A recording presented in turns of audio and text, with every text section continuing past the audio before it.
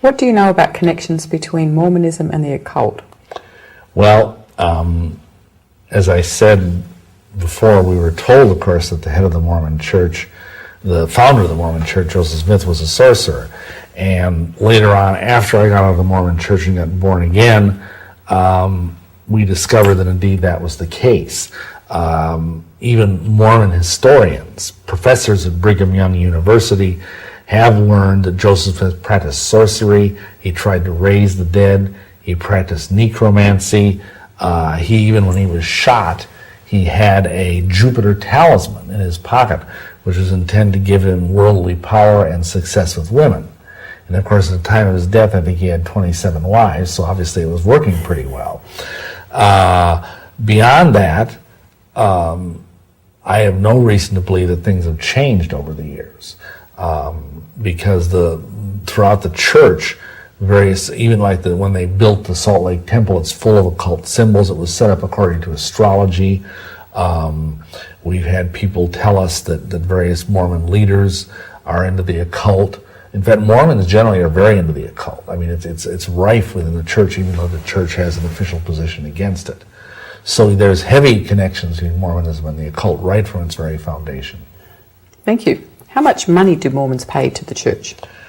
Well, if you're a devout Mormon, you're supposed to pay around 25% of your income, gross, to the church, which sounds like an awful lot of money, and it is. That's why the Mormon church is the richest church on earth.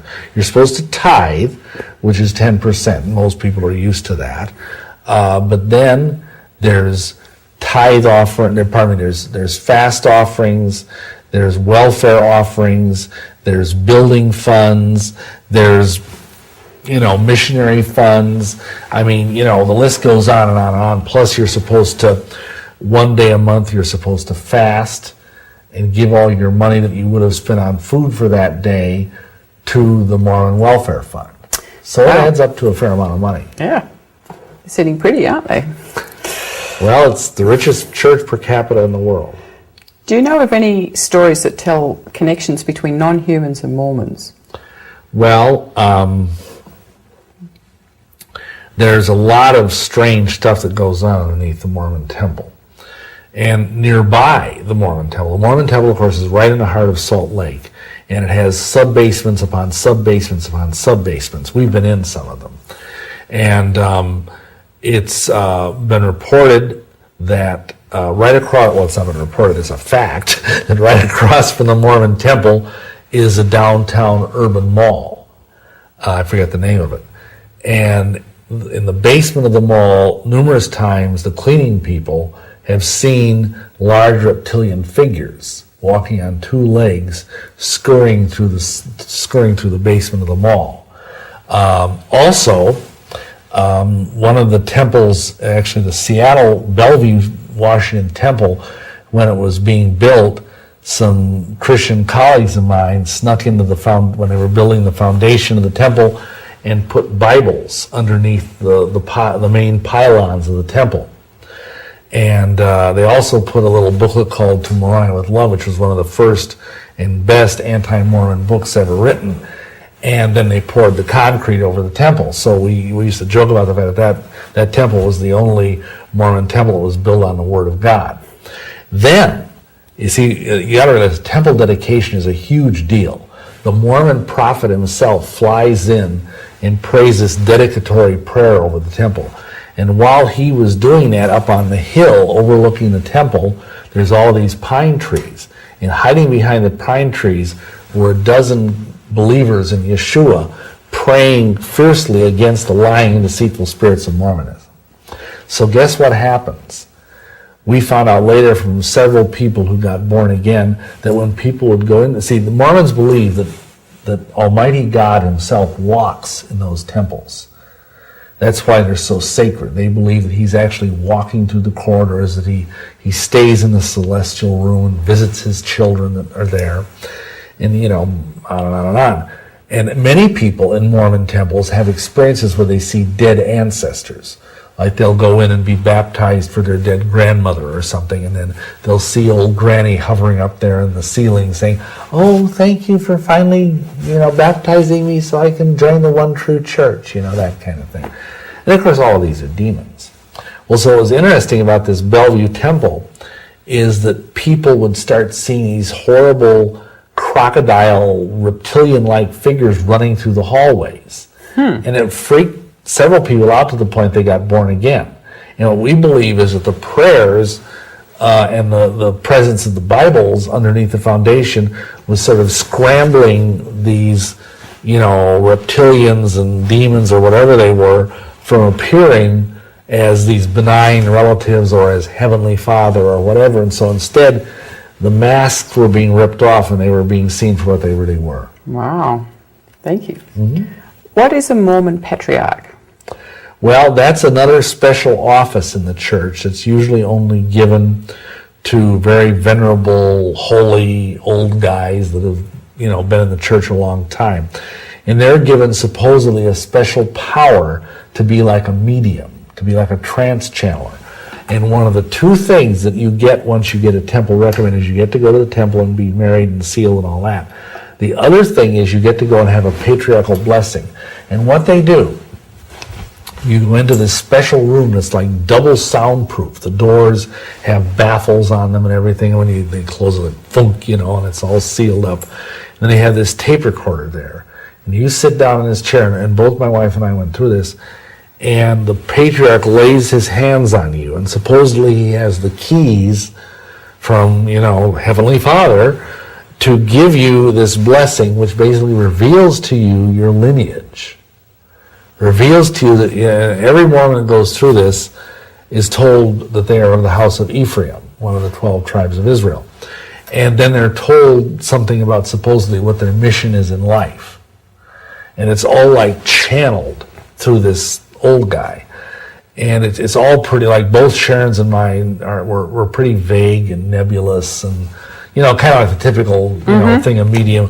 Oh, you're going to meet a tall, dark stranger or something like that. Not quite that banal, but, and it's a kind of mediumship. But then then this is taped, and it's all highly confidential. Like, I did not, unless Sharon shared it with me, I didn't even get to hear her thing unless she gave it to me. And then they type it up. Someone transcribes this tape because they tape it. And then in a few weeks, you're given that in a sealed envelope by registered mail. Wow. And it's a big deal. My patriarchal blessing was so wonderful, and they're gushing on and on about how great it is. And I thought, gee, this is just like what I used to get when I was a medium. Right. But, everybody's got to have their thing. Right. Who is the prophet they believe will eventually return and rule over the USA? Well, the Brigham Young prophesied, and they believe every head of the Mormon church is a prophet, seer, and revelator. But Brigham Young prophesied that at a certain point in America's history, because you've got to realize one of the kind of odd doctrines of Mormonism is that they believe that the U.S. Constitution is an inspired document, just like the Bible and the Book of Mormon and the Pearl of Great Price. It's an inspired document. So they believe at some time in America's history, the Constitution will hang by a thread. And the elders of Israel, which means Mormon elders, because the Mormons believe they are Israel, and will come in and they will save the Constitution.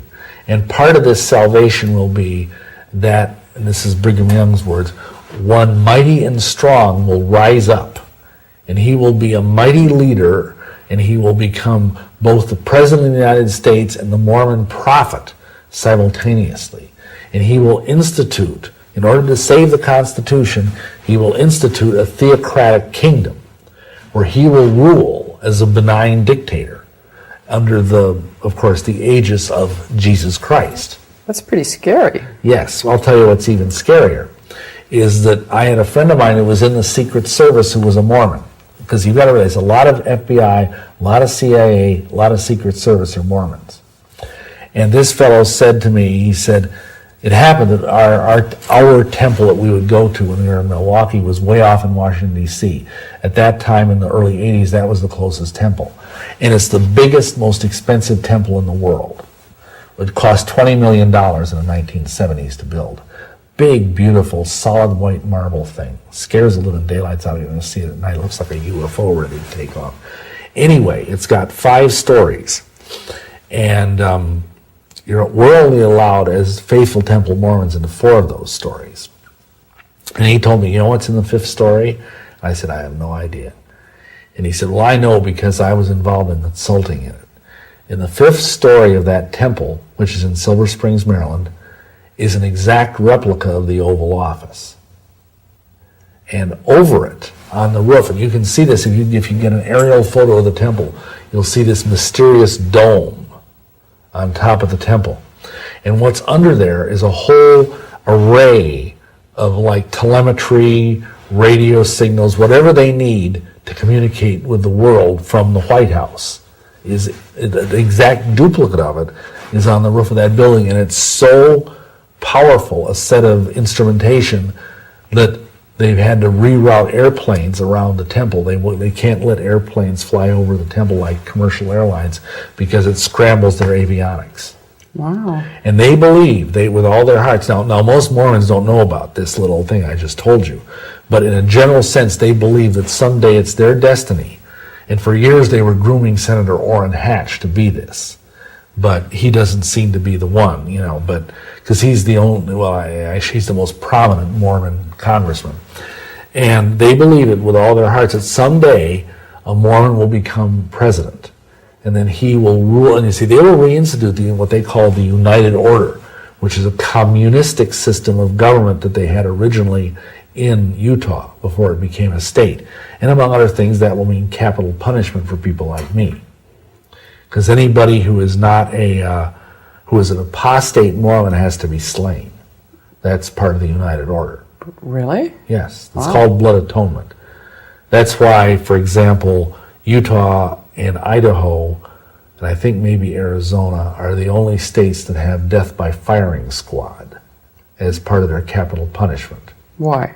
Well, because according to Brigham Young, there's certain sins that can only be atoned not by Yeshua's blood, but by your blood, because they're so grave and so heinous. And those 5 sins are murder, adultery, homosexuality, apostasy, which is what I did by leaving the church, or marrying a black person. Wow. Those are the 5 unpardonable sins, that if you die like a natural death of those sins, you will go straight into the outer darkness, which is the Mormon version of hell. So where do black people fit in this? Well, let me finish this thing and then we'll get to that. So, for example, now obviously the Mormon Church no longer has the power to execute apostates because, they don't run the state. Well, officially anyway, they don't run the state. Unofficially they do. Because I've had many people tell me when I was in Utah preaching that the church is like an 800-pound gorilla. You just try and stay out of its way. And they actually have a church security system that they arrest people. They have the power to arrest people within Utah.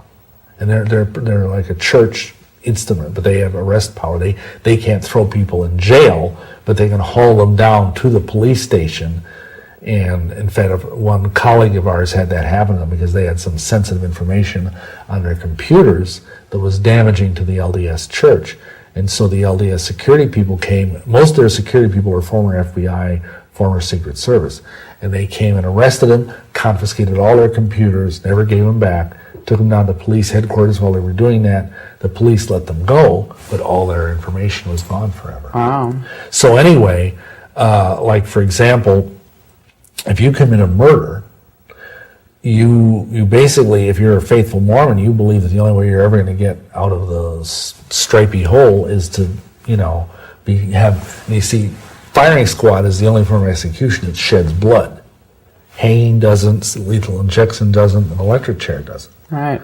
So that's why, for example, Gary Gilmore, I don't know if you ever heard of him, but Norman Mailer wrote a book about him called The Executioner's Song. Back in, I think, the 60s, he was a jack Mormon, which means a backslidden Mormon, who was a crook. He robbed a gas station, killed a guy. He was sent to death, and he asked for death by firing squad because he was enough of a Mormon that he felt that would atone for his sin of murder. Now, as to the black people, see, for decades, from the foundation of the church in 1930 all the way up till the 1960s, Mormon prophets, one after the other, taught that no black man would ever receive the priesthood, that no black person would ever enter the temple, because here's what they believe. They are taught that in the pre-existent, see, they believe that all of us existed in the pre-existent state as kind of angelic beings around the throne of Heavenly Father. And their early cosmology teaches that that there was this council of the gods, and that Yeshua stood up as the eldest son of Heavenly Father, and he said, no wait, I think it was actually Lucifer that stood up first. Lucifer is the younger brother of Yeshua, okay. And he stood up and he said, we're going to create this world down here. That's the plan. And what I will do is I will go down there and I will force everyone to be good. They will have no free will. They will all have to obey your commandments. And it will be a glorious place, and I will get all the glory. And then Yeshua stood up and he proposed an alternate plan. He said that no, we will go and we will create this world, but we'll give people free will so they can choose the good from the evil. And then I will go down at some point in human history and I will be the Savior. And I will show the way and I will open the door into the celestial kingdom for people by revealing the keys of the priesthood. Then the council of the gods voted. And they voted down Lucifer's plan and they voted up Yeshua's plan. So Lucifer got all honked off. And he went off and started spreading, malice and gossip among all these spirit children that were running around heaven, billions and billions of them, okay? And basically what happened was a third of the angels, a third of these priests and spirits joined with Lucifer. And they fought against Heavenly Father and tried to take over heaven. A third of them joined with Heavenly Father and fought against the angels and cast them out of heaven. Now, according to Mormon doctrine, those fallen pre-existent spirits became the demons. The people who fought with Yeshua and Heavenly Father were blessed that when they come to earth, they would have white and delightsome skin. There was another third, though, and they kind of sat on the sidelines and waited to see which group would win. And because of their failure to be zealous for the sake of the truth, they were cursed with a dark skin, and they would become a loathsome, filthy people. These are the words. These are my words. These are the words of the Mormon scriptures and the Mormon prophets.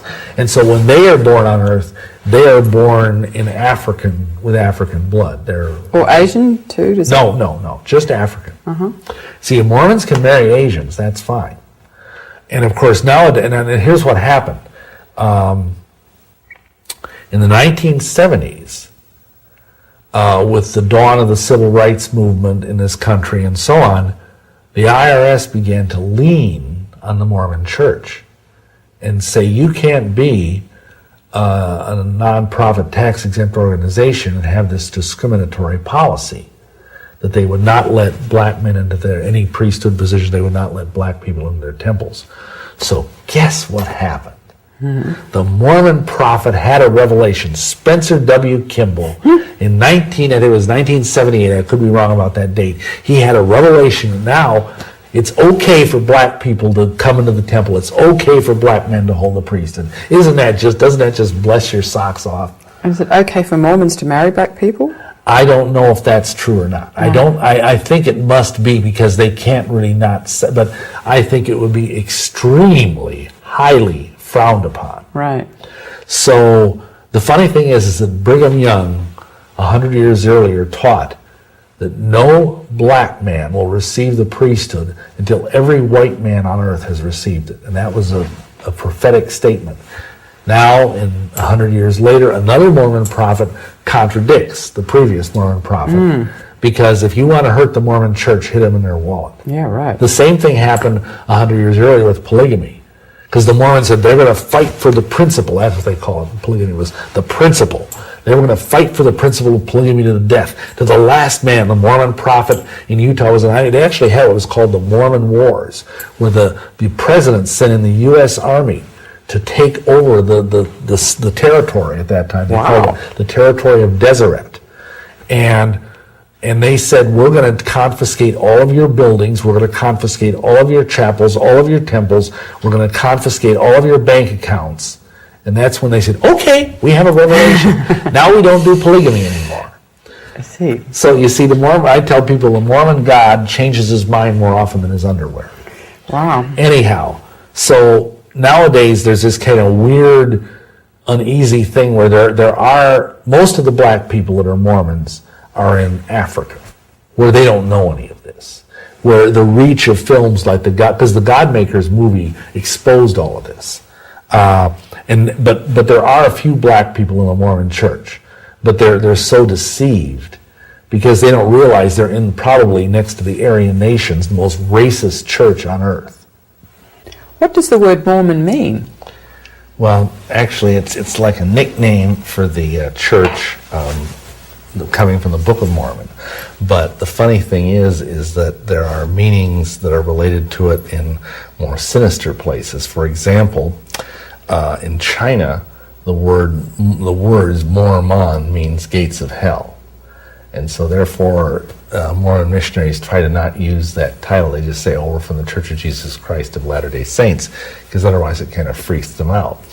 The Chinese, that is. And the other interesting thing is that if you look in the Satanic Bible, and there are other sources for this as well in ancient lexicons, there's a god of the dead, the god of ghouls. And of course, ghouls are beings that roam in cemeteries and feed off the corpses of the dead. And there's the god of the ghouls is named Mormo. Now, what would a person who worshipped Mormo be called? A Mormon. And what's interesting is that you may realize Mormons are obsessed with the dead. In a sense, they're feeding off the dead because they're doing all this genealogy. They're running all over the world, looking in cemeteries, trying to find the names of ancestral people, and ultimately, get every person who's ever lived baptized in the Mormon church. So, actually, the word Mormon is not a very innocent name. Interesting. What can you tell us about Mormon temple architecture? Well, that's interesting because there's this book that's maybe 20 years old now, beautiful like coffee table book called Salt Lake Temple, A Monument to a People. And in there, it says that the Salt Lake Temple architecture is a physical expression of Mormon theology. Well, in our book, Whited Sepulchres, Jim Spencer and I very clearly show that all over the Mormon temple are Masonic, witchcraft, and occult symbols. Just to give you the most obvious example, all over most of the older Mormon temples, like the one in St. George and Salt Lake, and so on, you will find dozens of inverted pentagrams. Now, as you've already established, inverted pentagrams are the symbol of Satanism, the five-pointed star upside down. And this is what is used to bring the kingdom of Satan into manifestation. And yet there's no crosses anywhere on a Mormon temple or a Mormon meeting house. Wow. So we feel that, to be brief, I mean, it's a very complicated subject, that basically everything about the Mormon temple architecture reveals that the roots of Mormonism are in the occult and in Lucifer worship, not in the Bible. Thank you. In your book, Mormonism's Temple of Doom, you show that at the time you published that, there was an approximately 85% similarity between the rituals of Masonry and the rituals of Mormonism, and also a great resemblance between Mormon rituals and Satanic rituals. So what changes has the Mormon Church made since you published that book? Well, they have gotten rid, and of course I haven't been in the temple since then, because I'm no longer a Mormon, but I've been told by people that have that they've gotten rid of some of what are called the penal signs, which are where you mind having your throat cut and things like that, which are very Masonic. Also, there's this whole section, it's quite lengthy, where they have what is obviously a Protestant minister wearing like a Geneva gown, kind of like you might see Norman Vincent Peale wear or Robert Schuller wear, and basically being a lackey of the devil. He's being portrayed as a lackey of the devil. And he teaches Adam and Eve orthodox theology, in other words, the theology of the normal Christian religion. And then he's portrayed as basically a puppet of the devil. They got rid of that. They also got rid of the infamous pale ale thing, which is toward the end of the ceremony, they're taught this one sign, which is where they stand and they go like, pale ale, pale ale, pale ale. And no, they're not talking about a beer. That's supposed to be in the ancient Adamic language. It's supposed to mean, oh God, hear the words of my mouth. But what it actually means in Hebrew is marvelous false god. And so that's what they're crying out. And when we and several others pointed that out, ours was kind of the book that was the coup de grace. They ended up basically changing the temple ritual quite substantially. Interesting. They also got rid of the oaths. It used to be they had oaths where one of the oaths you took is that you would swear that you would never cease to call down curses upon the government of the United States of America. What? Because, see, the Mormon Church was very upset with the fact that that the government of the United States allowed Joseph Smith to be murdered, and that the government of the United States came in to Utah with basically the army and essentially took over the state and forced the Mormons to give up polygamy. And so for 2 generations, they were having everybody in their temple, including some of the living Mormons that are in the highest levels of the church today, swear that every day they would call down curses upon the government of the United States. Wow. So isn't that a real patriotic, nice, all-American church? And loving. Oh, very loving too, yes. You said earlier that the Mormon Church has a goal to eventually set up a dictatorship. So how dangerous is the Church of Mormon? Well, I'd say in some respects it's even more dangerous than some of these more sinister sounding groups, partially because they look so nice and wholesome. I mean, who would suspect, these pink cheek boys bicycling down the street in their nice suits and ties and clean cut haircuts? And of course they're nice people, but the goals of the church are in fact a benevolent dictatorship. And not only that, they have, as part of their doctrine, which they still enforce to this day, certain very sinister practices. There's the belief that if you're an apostate, your blood only your own shed blood can atone for your sins. There's the fact that even to this day, Mormons who leave the church upon occasion are killed. And myself and several other people who are prominent ex-Mormons have had attempts on our lives. What happened? Well, I've been shot at. I can't blame all of this on the Mormons. Some of it might be the Masons or the Satanists or whatever, but I know for a fact in one case, I was in the hospital and a nurse came in who actually, you can kind of tell when they wear temple garments. Because it just like regular underwear sort of shows up a little bit, especially if you're wearing a white nurse's uniform. And she put some kind of contact poison on my forehead. And if Sharon, who was sleeping in a chair beside my bed, hadn't kind of woken up, she probably would have put a lot more on. And so things like that. And other people I know have had poison put in their food and have been shot at and been chased down the road by trucks full of Mormons with axes and shotguns, things like that. I mean, these people, especially when they think they're in a majority, see, they'll behave themselves when they're in a Gentile state like, Florida or something. But out in Utah and Idaho and Nevada, where they're in the majority, they tend to be a little bit more pugnacious. And plus they will just try and intimidate you, and if that doesn't work, they'll use violence sometimes. Now, I'm not saying this happens all the time, but it does happen. And it's right in the doctrine of the church, this blood atonement thing. And of course, if they have a benevolent dictatorship, then it's very easy for someone to decide that they'll change it into a non-benevolent dictatorship down the track. And yes, here's the mind game you play. See, if you think, oh, this poor Bill Sneblin, he's rejected the temple, he's rejected his oaths and covenants, he had all that light, he's doomed to go into the outer darkness. It would be a benevolent thing to cut his throat and let his blood spill out upon the earth so that his soul might ascend to heaven. Right. Kind of like the Inquisition. Yes, something like that. Who were the Danites? Well, the Danites were a group that was started by Joseph Smith out in, I think it was either Missouri or Ohio, and they were like kind of a sort of Mormon version of the Ku Klux Klan.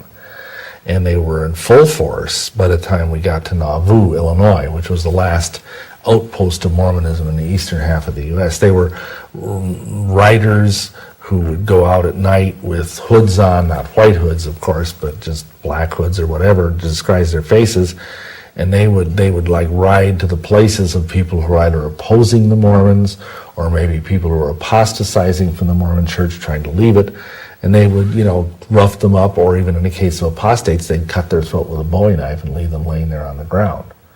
And how do you know that? Well, this is a matter of an historical record. There's several famous, either Danites, the other group, which is very similar, is called the Avenging Angels. And some people like Orrin Porter Rockwell, Wild Bill Hickman, not Wild Bill Hickok. These are actual historical guys that were right up at the very top of the early Mormon hierarchy, and they were as dangerous as any gunfighter, as any, you know, murderer, cutthroat person that you might have found in the Old West. They'd cut your throat without a thought if Brigham Young told them to. So then both, at least I think, I know Hickman has written his memoirs, had written his memoirs before he died, so he put all of it on paper. Okay. Well, that was in the past. Does it have any significance today? Well, the fact that, as I've said, I and several other prominent people that are former Mormons have had death threats, have had shots taken at us, have had people try to poison us, kill us, whatever. I have every reason to believe that the Avenging Angels are still out there. Of course, they aren't riding around on horses anymore with hoods over their faces. They now use more subtle methods. But yeah, they're very real. Okay. Well, because of that, do you know any Mormons who've been afraid to leave the church because of this blood atonement law? Well, yeah, and it's not just the blood atonement law. We know Mormons who have gotten born again in Salt Lake City who work for the church in fairly high levels, but they dare not leave because they have very sensitive knowledge, and the Mormon church knows they have very sensitive knowledge. Also, they fear losing their families, because a lot of times if you apostatize from the church by becoming a born-again Christian, your husband or wife, as the case might be, will divorce you and do everything they can to take the kids away. And of course in Utah, most of the judges are Mormon, and they're going to be sympathetic to the Mormon side of the case. So there's a lot of fear. And so many of these people are sort of like secret agents, if you will, for us behind enemy lines in the very highest levels of the Mormon hierarchy. And they function there, and they, like, for example, they're the ones that got us that tax return of the Mormon leadership back in I forget what year it was, but it was in the early 80s, and revealed that in fact the Mormon church hierarchy, the three guys made in that year like $191 million. Three of them? Three of them. So that's a pretty good salary for a church that has no paid clergy. Wow. Wouldn't you say? Wow. Now, can you imagine if it came out, just splitting that by three, 191, I mean, let's just for the sake of, say, 60 million.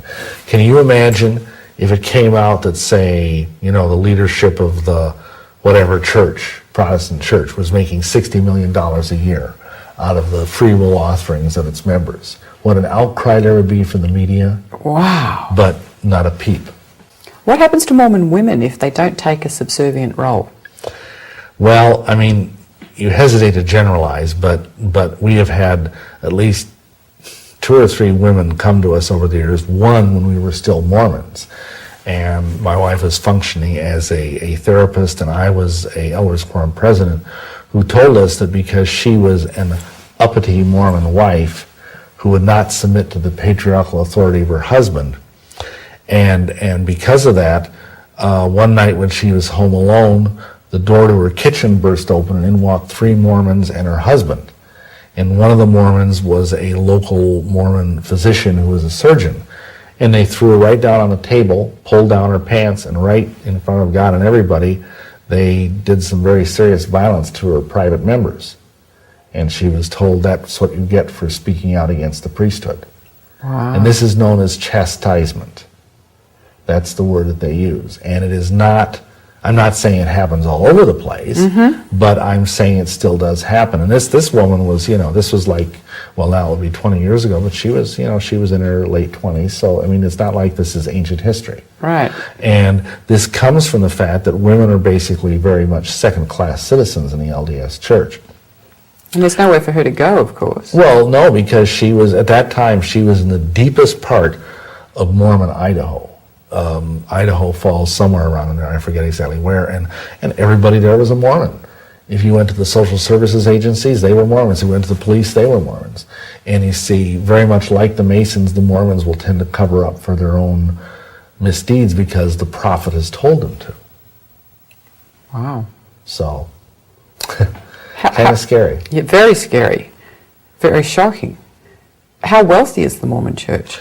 Well, probably per capita, because it's over 10 million members. I forget the exact number, but it's the wealthiest church in America, if not in the world. I mean, it owns just countless real estate things. It owns many television stations. It owns many public utilities, power stations, power companies in the Rocky Mountains and the West Coast. It is really, it's the only church in America that's in the top 50 of the Fortune 500, if it were a corporation that was a profit corporation instead of a not-for-profit. So it's that wealthy. It would be in the top 50 most wealthy corporations in the world. Wow. So that's pretty wealthy. And only 10 million members, so when Yes. they grow... Yeah, and of course their influence goes, like right now, there are at least that I know of 4 television stations, local TV affiliates around the country that are totally owned by the LDS Church. And that's why, this is now 10 or 15 years ago, 60 Minutes did a rather unflattering report about how the Mormon Church had somehow stolen this one LDS farmer, some guy out near Provo, Utah, and he had a bunch of, I think it was cherry orchards. And they managed to steal his orchards away from him. And he called up, Mike Wallace or whatever, and they did a story about this. And within 1 week, CBS retracted the story. Because the Mormons owned at that time 3 or 4 CBS local affiliates. And they said they'd close down the affiliates if CBS didn't retract the story. Wow. So they have a lot of economic clout, especially in the West Coast, but even in the East Coast. For example, the Marriott hotel chain is owned by Mormons, and it's not owned by the Mormon Church, but it's owned by a Mormon family. And they're you see them everywhere. They have subsidiaries like the Fairfield Inn and so on, and it's J. Willard Marriott who's like kind of the patriarch of that family, who basically helped build the $20 million Mormon temple in Washington, D.C. Thank you. Mm-hmm. Does the Mormon Church use mind control?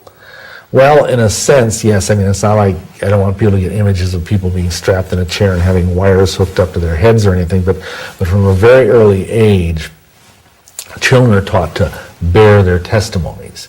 And what your testimony is in Mormonism, it's nothing like what it is in Christianity. Your testimony is basically, it's this little canned thing you reel off where you say, I bear you my testimony that Jesus is the Christ, that Joseph Smith is a prophet of God, that fill in the blank, whoever's the current prophet is a prophet of God, that the Book of Mormon is true, and that I love my wife or my mommy or my daddy or whatever the case might be, and then you can kind of elaborate from there.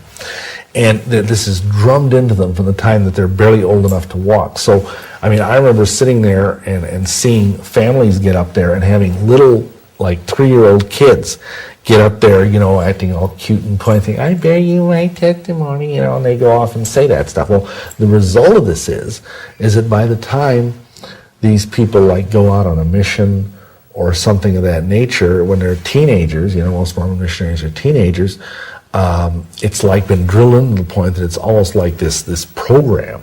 And you'll notice if you ever are in a conversation with a Mormon and you're kind of getting past their defenses and getting to the point where they don't really have answers anymore, which isn't that hard, and all of a sudden it's almost like you'll see this switch flip on inside of them and their eyes will sort of go glassy and they'll say, well, that might be, but I bear you my testimony that Joseph Smith is a prophet of God and that Gordon B. Hinckley is a prophet of God. And, and I tell people at that point, just clap your hands and say, wait a minute, how do you know that? And they'll like that in their life like they've been awakened from a trance.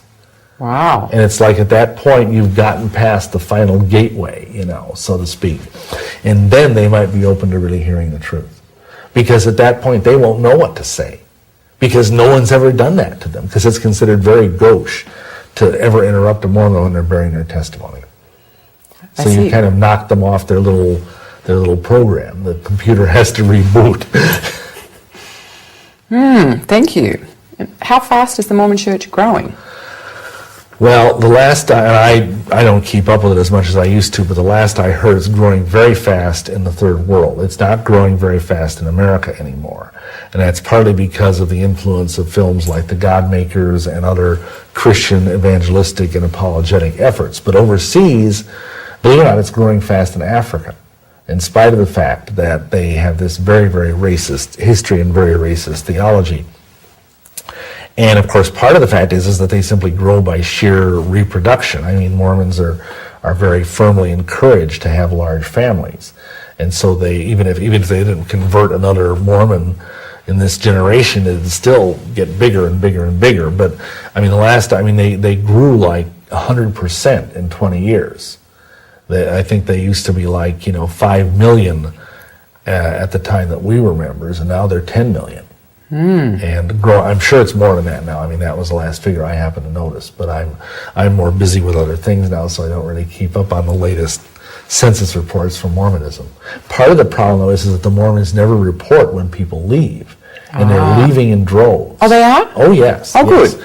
We get letters, and we're not even known as a basic clearinghouse. But even so, we get like 2 or 3 letters or emails a year from people wanting out, and we're not, like I say, we're one of the smaller ministries in terms of that. So Mormons are leaving, and if any of people are listening and they are Mormons and they want to get out, you have to write a letter to your bishop or your stake president and demand that your name be taken off the church rolls. It's not enough just to walk away from the thing, because those spiritual tendrils are still attached to you. And you need to renounce them, and you need to send that letter, and if you want, you can contact our ministry. We'll give you a sample letter and how to leave the church. And with this blood atonement thing, is there any other security measures they should take? Well, of course, they ought to get born again, if they're not, and because Jesus, Yeshua, is the best protector. But I mean, it's very rare. I would say there's like 1 chance in 100 of someone getting blood atoned, unless they're a very vocal opponent of the church. Right. And even then, if they just say, "I want out of the church, I'm writing a letter, leave me alone," and they just go on their merry way, the church will probably never bother them, because they could not stand the bad publicity if it was found out they were running around shooting people or cutting people's throats that were trying to leave their church. But and of course, like we just tell people, well, we're not worried about it because our dad can beat up their dad. What kind of security do the Mormon temples have? Well, first of all, as I think I mentioned earlier, there are a lot of Mormons in the FBI, the CIA, the Secret Service. So when those guys retire, they will often come and work for what is euphemistically called the church security system. And the church security system is the only church-related thing of its kind in the United States that has police power. In the state of Utah, they can arrest people. And these guys are also in charge of security around the Mormon temples. So actually, I was told by not an FBI agent, a Secret Service agent, friend of mine who was a Mormon, that essentially, now this is of course long before 9/11, but that there was better security in the LDS Temple Square in Salt Lake than there was around the White House. Wow. There were, machine guns hidden underneath the flower beds. There were laser-like things at night to keep, like laser sensors to keep people out of the place. And I know one time when Ed Decker and I we dared to walk onto Temple Square. And of course, Ed Decker is probably the most infamous anti-Mormon in the world. Within 5 minutes, you could look up on the roof of this church security office building, which is a skyscraper across the street from the temple, and you could see snipers up there with high-powered rifles pointing their rifles at us, just in case we would do something weird, like run and throw pig's blood on the wall of the temple and cry blasphemy or something. I don't know. And so they really have very good security around that temple. Well, few people would probably worry about the Mormon Church because they appear so nice, like you said, and they're called a bunch of saints, Latter-day Saints. So no one would really suspect anything. But here you've got an organisation which is incredibly wealthy, gets up to 25% of money from its members, pays no taxes, has top security, has some rights which are similar to satanic rights, has killed its own members in the past, uses some kind of mind control, is growing rapidly, and has a goal to form a dictatorship. So this really should be front page headlines. Now, what could happen to the world if it did become a dictatorship? Well, I mean, first of all, it had to be just an American dictatorship at first, and then they think that it would spread. But they would basically, ideally, they would reinstitute what they call the United Order, which is a communistic form of government in which the church owns all property. And then the bishops of each ward are entitled to divvy out that property. And if you're not a Mormon, you're not part of that system. And it would be very much kind of like what you see in the book of Revelations, where it says that you can't buy or sell unless you have the mark and the number of the beast, because there'd be no way to get food except to toady up to the Mormons. And either you would have to, you'd have to either be a Mormon or else somehow or other, be in subservience to them. And again, mind you, most Mormons are very nice people, but the leadership of this church are very scary people. And I know I've met a few of them. And they have plans, and I think a world under the benevolent dictatorship of the Mormon prophet would be a world with very little religious freedom, and a world with very little freedom for women, and probably a world where, because right now they're working on it. For example, in this state, Florida, they own almost, this is the last figure I heard, 90% of the farmland in this state. Of Florida? Yes. And they're chewing up farmland all over the Midwest. They're chewing up farmland all over the Pacific Northwest. They want to own all the farmland that they can in this country. They want to be in control of the food supplies of the United States. Wow! So, for example, they also own huge amounts of the pineapple and other things in Florida, because the Mormons are huge in Florida. So, they have definite plans, and oddly and eerily enough, their plans are very akin to what you see that the Antichrist in the book of Revelations wants to do. Now, I'm not saying the Mormon prophet someday is going to be the Antichrist, but I'm saying that the devil sows many seeds, and that this might be, one of those seeds that he's sowing, and he hopes one of them bears its noxious fruit. And while they've got all this money and they own all the TV stations, most people will probably never get to hear about it. Well, exactly. That's why most TV and radio and other media outlets are very, between this atmosphere of political correctness where we don't really criticize anyone, unless, of course, they're a born-again Christian, you really get this thing where most people don't want to criticize a religion, and then on top of that, people fear the economic power of the Mormon church, So it's a real quandary, and people don't take them seriously enough because, as you say, they appear to be so nice, and again, 99% of them are wonderful people, but they're lost. Sure. And they need Yeshua. They need the true gospel of salvation by grace. What is voodoo? Well, voodoo is one of the probably the biggest categories of what I mentioned earlier. Culture. It's called cultural spiritism in anthropology, and what it is, it's a kind of weird eclectic blend of African shamanism blended with Roman Catholicism, and it basically came about because there were all these slaves brought over from Africa, and of course they brought their native beliefs, their native shamanic beliefs to the Caribbean, to the island of Haiti, and then the slave masters, of course, forced them to become Catholics. And so they blended the two. And the word voodoo is very controversial in terms of its origin. Some people say it comes from an African word, vodun. Some people say it comes from I think it was Rabelais, the rather infamous French writer who came up with the term "do what thou wilt," and it's in French it's "face que voudra," which is sort of similar to voodoo. Nobody really knows for sure where the word came from, but essentially it's a system where the main function of voodoo is that the devotees will come and meet on certain times, and they often correspond with Catholic saint days and Catholic festival days, and the goal is that they light candles, they create a sacred space, and then they'll put down what are called veves on the ground, which are like talismans done in like cornstarch or flour. And then they will kill a chicken or some other small animal and sprinkle blood over themselves with all this dancing and drumming going on. And then the goal is to be ridden by a loa. Now a loa is like a demon god of voodoo.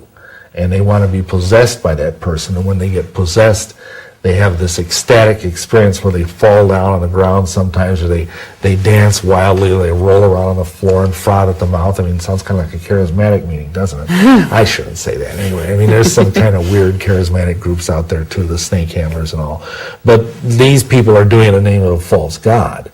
And the other part of it is that, of course, voodoo does have ways of doing both white and black magic that are very powerful. So I think it's one of the most dangerous religions in the world.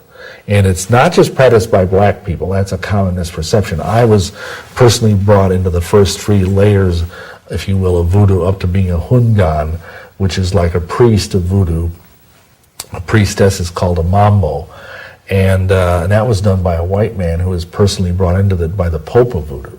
So, you know, there are a lot of white people who practice voodoo because they believe it's a quick way to get power, or a quick way to get money, or to get ahead in their careers or whatever, is by invoking the Loa. Why did you get involved in voodoo?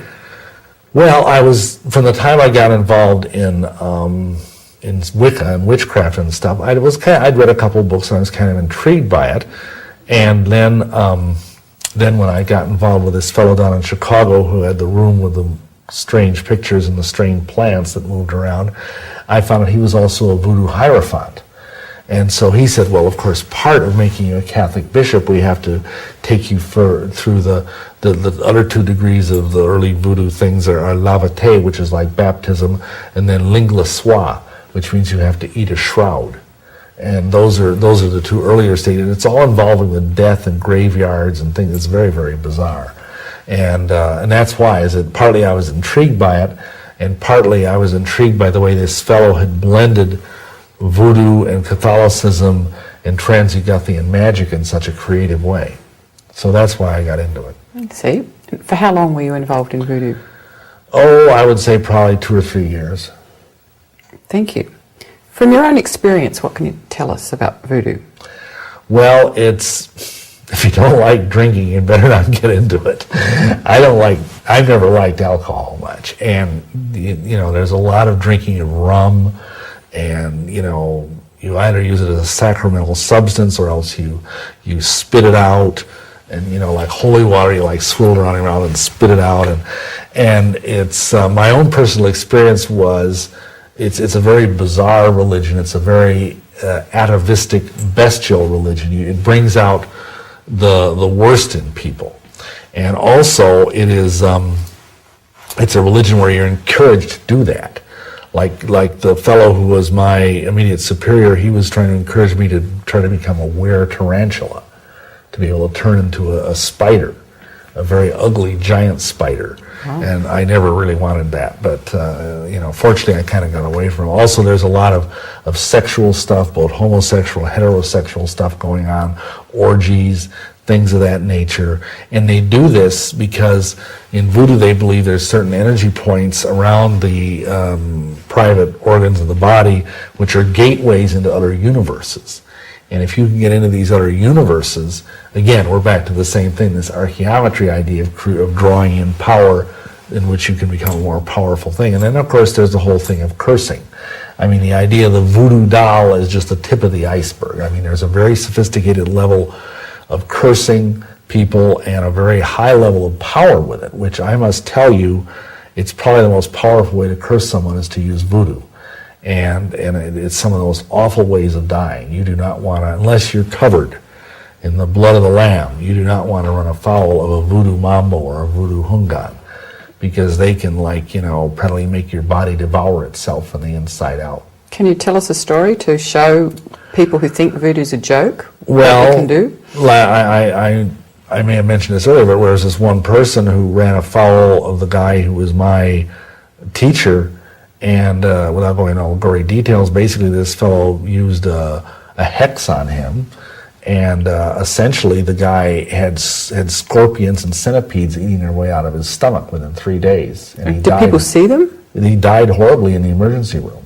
So, yeah, they were real. So what did the people in the hospital think? They had no understanding. I mean, if you want to get an idea of what these religions are like, I don't encourage people to see this, but there's a movie out there called The Believers. It stars Martin Sheen. And it's about this guy that tries to fight actually it's a Santeria type cult, but it's very much the same thing.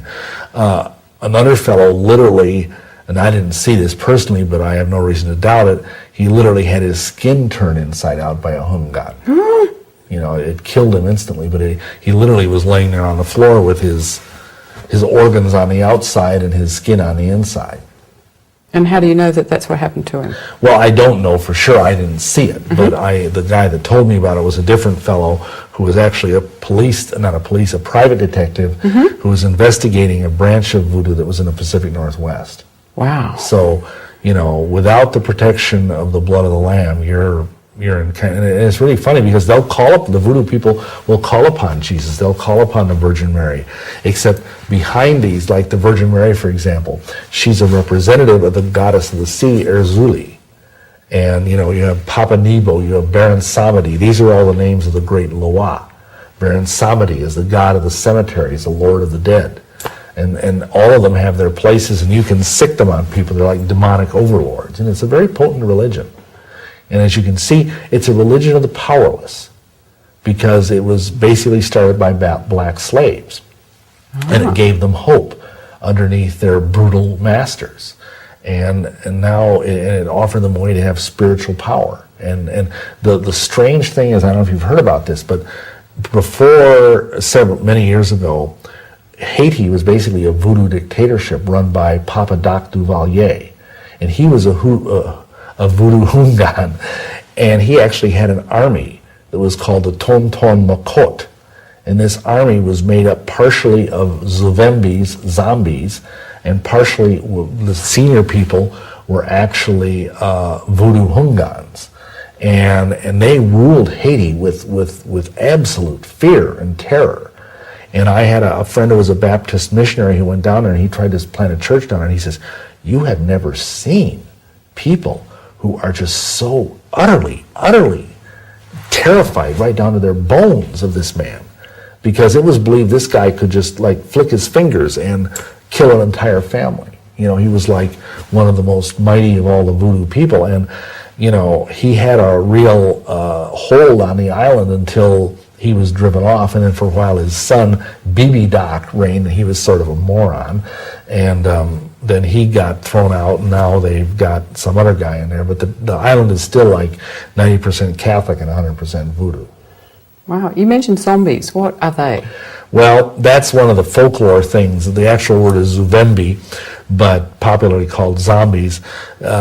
It's part folklore and part reality. The reality part of it is that there's apparently a plant down there in Haiti that's native there, that if you take the extraction of it and give it to someone, it will appear to poison them and kill them. It will lower their heart rate, it will lower their respiration to the point they're almost indetectable except to the finest instruments. And the person gets buried. And they might be buried for 3 or 4 days, and then they're dug up. And when they're dug up, they've lost most of their higher brain functions because of the drug and the loss of oxygen, so they're like a zombie. I mean, they'll do things if you tell them to do them, including kill people, fire guns at people, you know, strangle people, you know, weigh down your hand and foot, whatever they're very much like the classic image of the zombie, but yet they're alive. Have you ever seen one? No, I have not. But from what I mean, there's actually anthropological books by scholars who've gone down to Haiti and who have studied this, and it's easy to see in a primitive people where there was not any real good medicine to tell whether this person who was laying there was really dead or not, you know, and of course this terrified the people, because the guy would say, well, I can poison this man, I can turn him into a zombie, and then 5 days later, here the guy is walking around, you know, like he has no soul, because that's the definition of a zombie, is someone who has no soul. And they can be basically told to do anything they want. But of course they will die if you shoot them with a gun, they'll fall over dead, or if you bring them with a club or something. But you know, it was still a very, very scary thing to a people. It was not, well, to this day, Haiti's like 10% literacy rate, and that's of course the fruit of Catholicism, you know, and the fruit of voodoo too, you know. But so yeah, that's one of those things where it's part just scary folklore, but there is a nugget of truth in it. Yeah. What are the dangers of being involved with voodoo? essentially it's demon possession. I mean, if you really are a serious practitioner of voodoo, you are inviting high levels of demon possession, because when I was into this stuff, again, I was literally begging demons to come into me and ride me. That's the word that's used. And, well, yeah, it's a very ecstatic experience, but the cost spiritually is so high, and the power that you might gain, and that's why a lot of people get into voodoo. They have this idea, oh, well, I can, I see this cute girl at my workplace and I can make a voodoo doll of her and, force her to fall in love with me and things like that. And, it's kind of a juvenile way of looking at it, but the point is that kind of power might be real to a degree, unless, of course, the object of those spells is a Christian. But it comes at a terrible price, because you're demon possessed, you ultimately lose all control of yourself, and you almost become a zombie, except that Satan is your master. Have you seen people that happen to? Well, I've seen people who were so thoroughly evil that they had no sense of humanity left in them, that were involved in voodoo. People that just would, they literally eat a cat for lunch and think nothing of it, and the cat would be alive. And if you looked into their eyes, could you see the person, the original person is still there? Not really, not much of them.